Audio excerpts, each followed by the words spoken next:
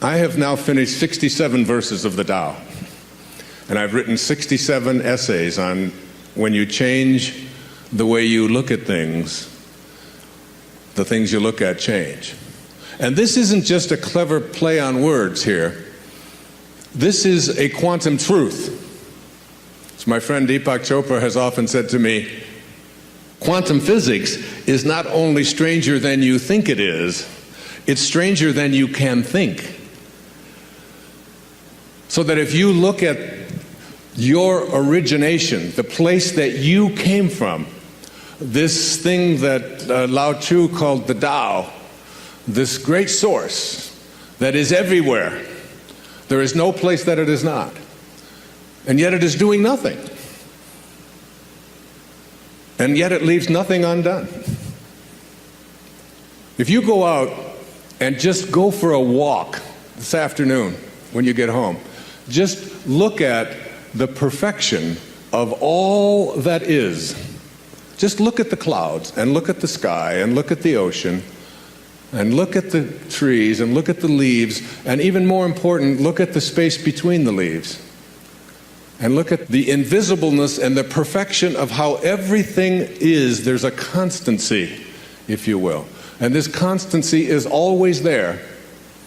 And your goal, my goal, in the time that I have with you here today, is to convince you to go to a place within yourself where you can emulate that divine perfection which requires you to do nothing, which never uses force, which never pushes itself, which recognizes something. I'm going to read to you just one of the verses of the Tao and a little bit of what I wrote about it.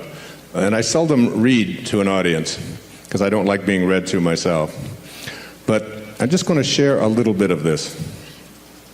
Here's what Lao Tzu said in verse 29.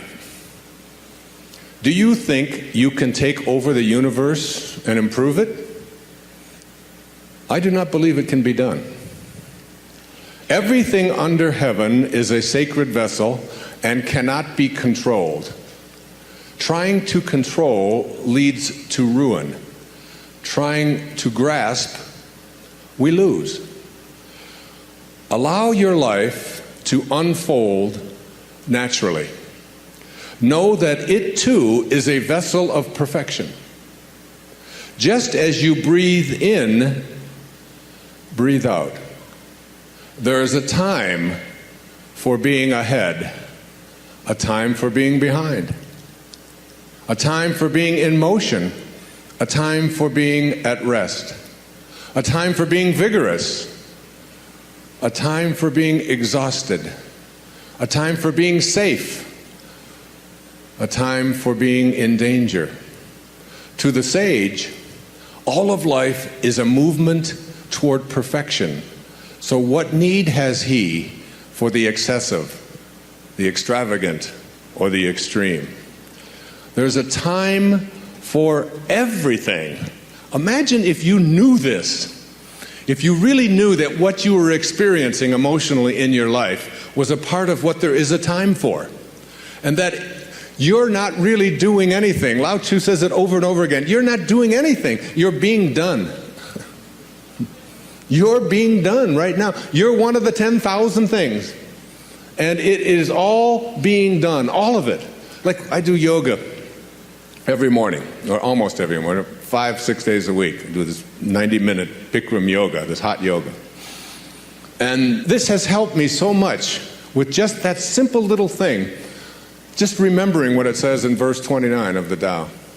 That there are times when you're in the midst of yoga, when you have a position where you have to put this foot out, and you have to turn this one down, and you have to get down here like this, and you have to take this arm, and I'm going to do it.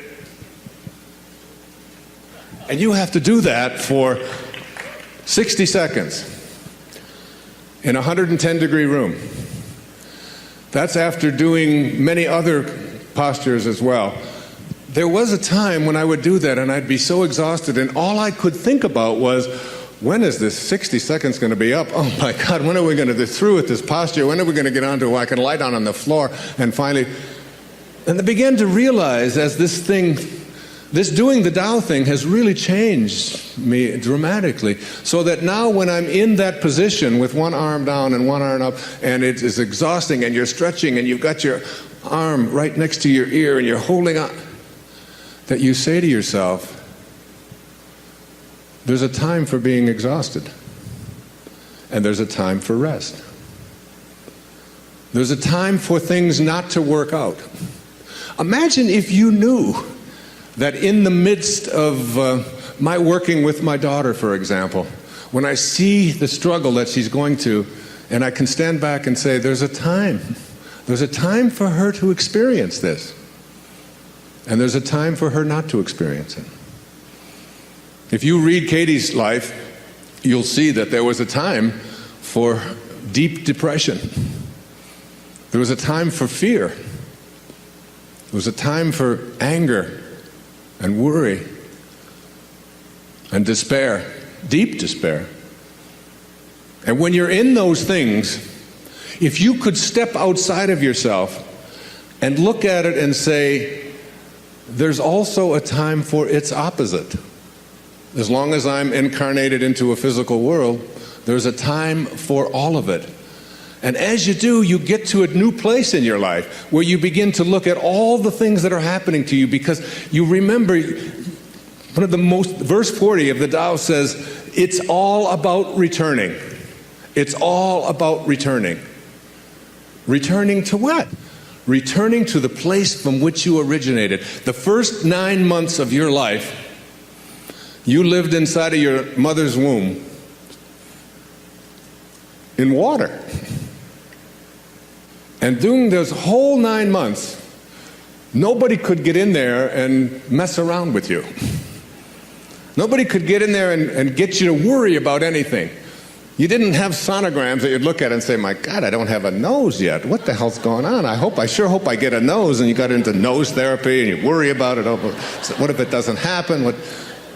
You don't do that. And all of a sudden, perfectly, it all unfolds in exactly the way it's going to unfold, independent of your opinion about it. You're not doing anything. Nothing is left undone. You're being done. You're being completed. And you were totally, completely at peace with it. You were surrendered to it. You allowed it. It wasn't a struggle. It wasn't. And then you popped out of there. And then you said, thank you, God. Thank you, Tao. Thank you, Source. We'll take over from here. And that was the biggest mistake.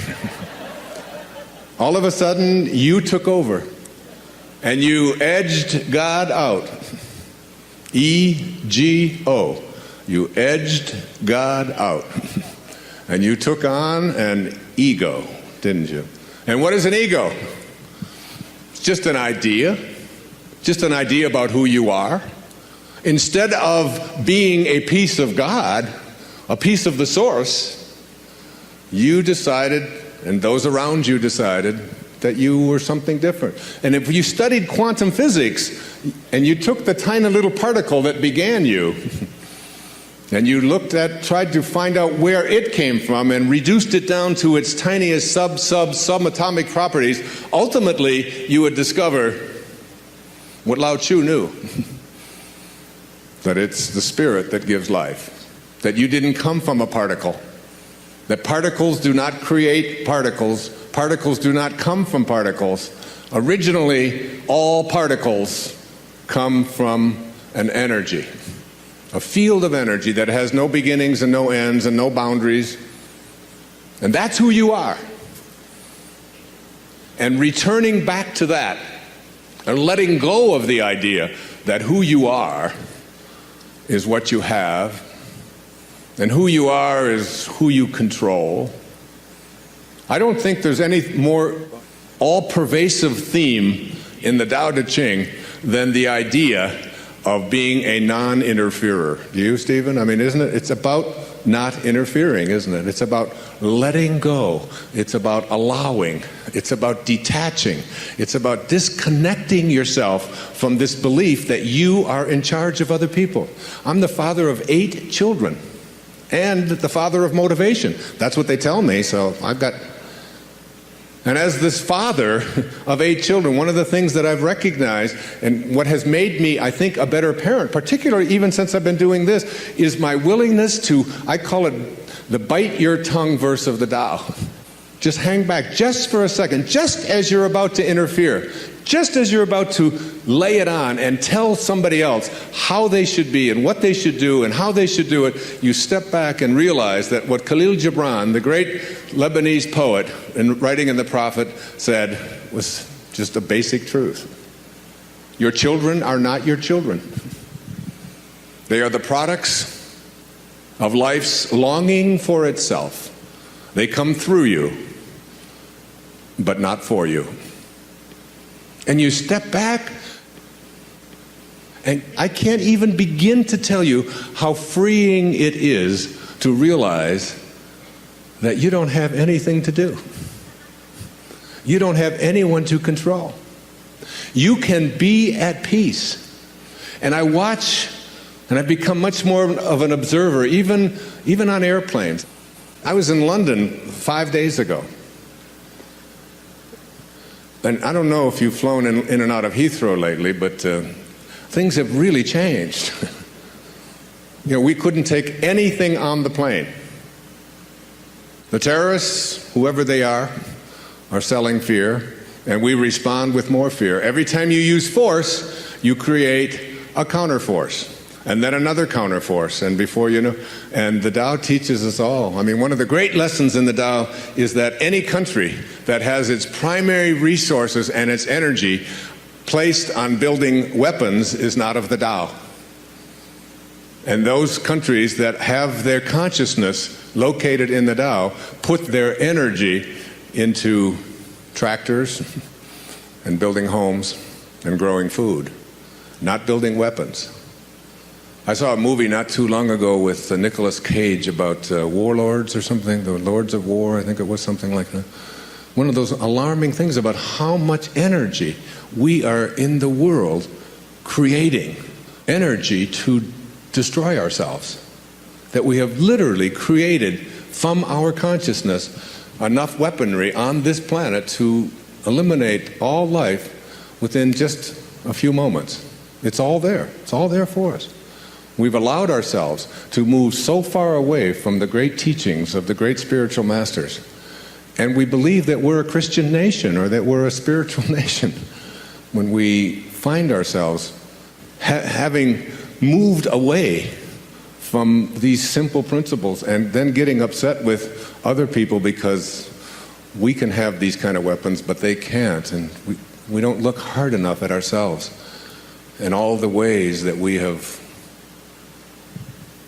deflected ourselves from the greatest teachings of all of the great spiritual masters.